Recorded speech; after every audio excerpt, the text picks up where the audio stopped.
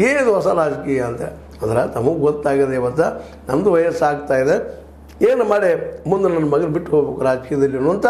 plan ನಿತೀಶ್ರಿಗೆ ಇತ್ತೀಚೆಗೆ ಬಂದಂಗೆ ಅಂತಂದು ಬೇಡ ಪ್ರೀ ಪ್ಲ್ಯಾನೂ ಇರಬೇಕು ಅವ್ರು ಈಗ ಮಾತ್ರ ಅವ್ರಿಗೂ ಅನಿಸೋದು ಈ ಸಲ ಸುಲಭವಾಗಿ ಬಿ ಜೆ ಪಿ ಇವ್ರಿಗೆ ಆಡಳಿತ ಮಾಡಿ ಕೊಡುತ್ತಂದು ಗ್ಯಾರಂಟಿ ಇಲ್ಲ ಯಾಕಂದ್ರೆ ಬಿ ಜೆ ಪಿಗೂ ಸಾಕಾಗಿ ಹೋಗ್ಯದ ನಿತೀಶ್ ಕುಮಾರ್ ಹುಡುಗಿಸಿಂದ ಅಧಿಕಾರ ಮಾಡೋ ಮುಂದೆ ಎಷ್ಟೋ ಪ್ರಾಬ್ಲಮ್ ಎದುರಿಸಿ ಹೇಗಾದರೂ ಮಾಡಿ ನಾವು ಸ್ವತಃ ನಮ್ಮ ಕಾರಿನಲ್ಲಿ ಬರಬೇಕು ಅನ್ನುವಂಥ ಪ್ರಯತ್ನ ಮಾಡಿದರು ಆದರೆ ಬಿ ಜೆ ಪಿ ದುರಂತ ಏನಪ್ಪ ಅಂದ್ರೆ ಅಲ್ಲಿ ಒಬ್ಬ ಮೋದಿ ಅಂತೇಳಿ ಇನ್ನೊಬ್ಬರು ನಾಯಕರಿದ್ದರು ಲೋಕಲ್ಲಾಗೆ ಅವರು ತಿರ್ಕೊಂಡಿದ್ದರಿಂದಾಗೆ ಬಿ ಜೆ ಪಿಯಲ್ಲಿ ವ್ಯಾಕ್ಯೂಮ್ ಆಗಿದೆ ನಾಯಕತ್ವದ್ದು ಈ ಎಲ್ಲ ನೆಲೆಯಲ್ಲೇ ಇವತ್ತು ಬಿ ಜೆ ಪಿಗೆ ಈ ನಮ್ಮ ನಿತೀಶ್ ಕುಮಾರ್ ಅವರು ಅನಿವಾರ್ಯ ಆಗಿದ್ದಾರೆ ಮತ್ತು ನಿತೀಶ್ ಕುಮಾರ್ ಅವ್ರಿಗೂ ಇತ್ತು ಪುರಿ ಹೋದ್ರೆ ಆ ಒಂದು ತೇಜಸ್ವಿ ಆದರೂ ನಮ್ಮನ್ನು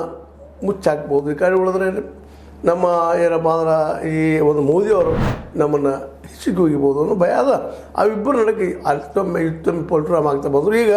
ಮಗ್ಗನ ಬಿಹಾರನ ಒಪ್ಪಿಸಿ ಹೋಗ್ಬೇಕು ಅನ್ನೋ ಪ್ಲಾನ್ ನಡೆಸಿದಾರೆ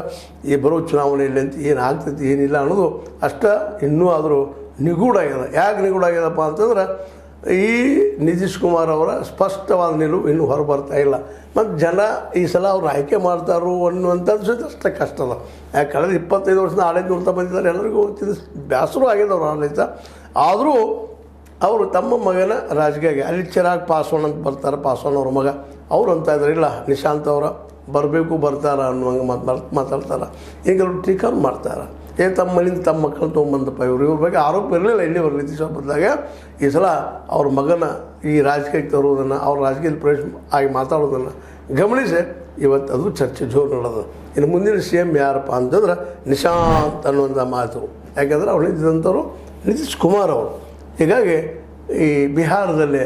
ಜನಸಾಮಾನ್ಯರ ನೋವುಗಳನ್ನು ಕೇಳೋಕ್ಕಿಂತಲೂ ಇನ್ಮೇಲೆ ನಮ್ಮ ಬರೀ ಈ ರಾಜಕಾರಣಿಗಳ ಮಕ್ಕಳನ್ನು ಅವ್ರ ಕುಟುಂಬದ ಅವ್ರ ಬೆಳವಣಿಗೆಯನ್ನು ಅವ್ರ ಅವಸಾನವನ್ನು ಅವ್ರ ಏಳು ಬೀಳುಗಳನ್ನು ಮಾತ್ರ ಚರ್ಚೆ ಮಾಡುವಂಥ